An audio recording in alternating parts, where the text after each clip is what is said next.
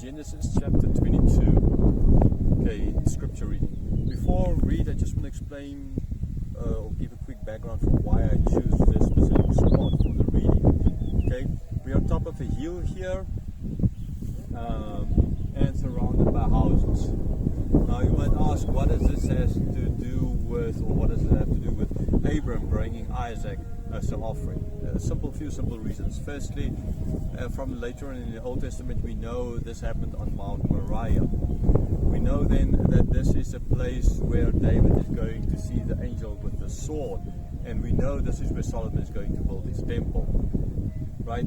So all of this happened in the city of Jerusalem.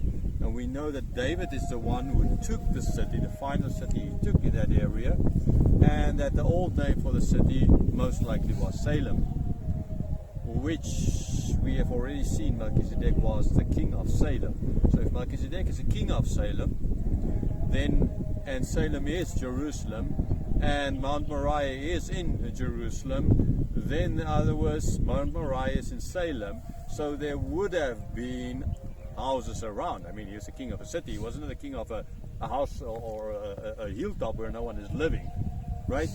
So for that reason, I wanted to come to a place where we are on the hilltop, surrounded kind of by houses. So you get the idea that when he brought Isaac as an offering, it's not to say that it was really that alone. That is how we normally see it in Sunday school, how it's normally preached to us. But I just want to throw out that idea that maybe we need to look at it a little bit differently. Alright, so let's do the scripture reading. Verse 1. Genesis chapter 2, verse 1 to 24 from the ESV version.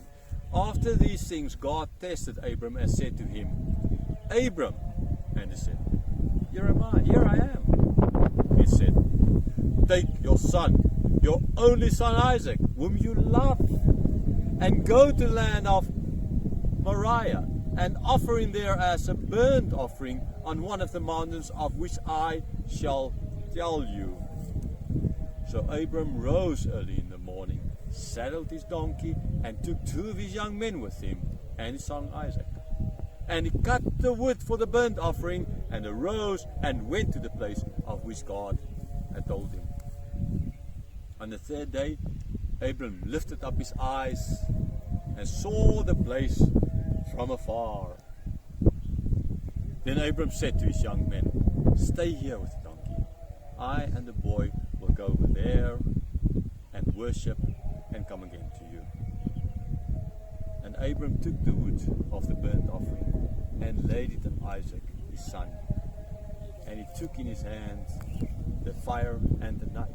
So they went both of them together. And Isaac said to his father Abram, My father. And he said, Here I am, my son. He said, Behold, the fire and the wood, but where is the lamb for a burnt offering? Abram said, God will provide for himself the lamb for a burnt offering, my son. So they went both of them together. When they came to the place of which God had told him, Abram built the altar there, and he laid the wood in order and bound Isaac, his son, and laid him on the altar on top of the wood. Then Abram reached out his hand and took the knife to slaughter his son. But the angel of the Lord called to him from heaven and said, Abram, Abram! And he said, Here I am.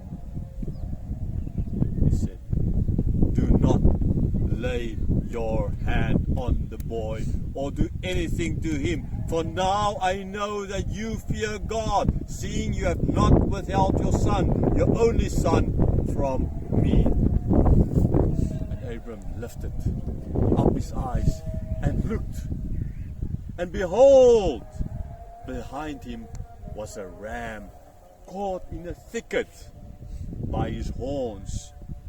And Abram went and took the ram and he offered it up as a burnt offering instead of his son. So Abram called the name of the place, The Lord Will Provide, as it is said to this day, On the mount of the Lord it shall be provided. And the angel of the Lord called to Abram a second time from heaven and said, By myself I have sworn, declares the Lord, because you have done this and have not withheld your son, your only son. I will surely bless you, and I will surely multiply your offspring as the stars of heaven and as the sand that is on the seashore.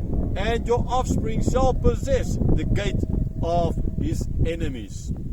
And in your offspring shall all the world nations.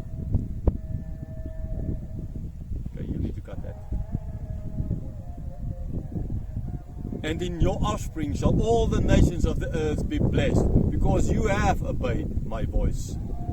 So Abram returned to his young men, and they arose and went together to Beersheba.